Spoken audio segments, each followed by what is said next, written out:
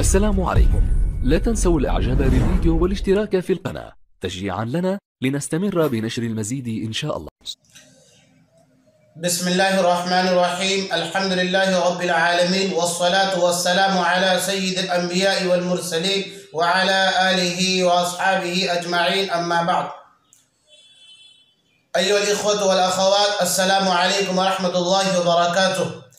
حياكم الله وحيا الله إخواني من المشاهدين والأخوات من المشاهدات. بإذن الله يسرنا في حلقة هذا اليوم أن نعرض عليكم سؤالا مفيدا ومهما جدا مع جوابه. يقول السائل من الأصدقاء: الشيخ عبد المقيت، هل يجب الإقامة على المرأة إذا صلت خلف زوجها الصلاة الفريضة في المنزل في العصر الحاضر؟ فما هو حكم الشريعة؟ نعم، هذا السؤال جيد ومفيد ومهم جدا. يا أخي الكريم عبد المقيت، لو أنك تصلي بالزوجة في المنزل في العصر الحاضر الصلاة الفريضة، والحال هناك لم يكن أحد من الرجال، يعني الأولاد المذكر أو غير ذلك من الذين يعيشون في بيتك، فعليك أن تقيم بنفسك ثم تصلي بها.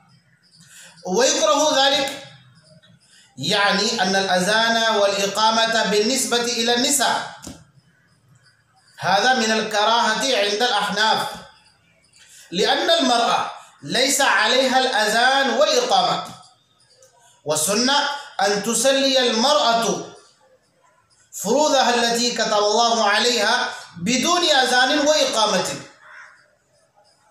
والحاصل أن الأذان والإقامة كلاهما من خصائص الرجال ومن فروض الكفاية عليهم، أما النساء فليس عليهن الأذان والإقامة. حتى قال في الموسوعة الفقهية الكويتية: اتفق الفقهاء على عدم جواز أذان المرأة وإقامتها، لأن الأذان في الأصل هو الإعلام ولا يشرع لها ذلك الإعلام، ولأن الأذان يشرع له رفع الصوت ولا يشرع لها رفع الصوت. فثبت من لا يشرع في حقه الأذان لا يشرع في حقه الإقامة.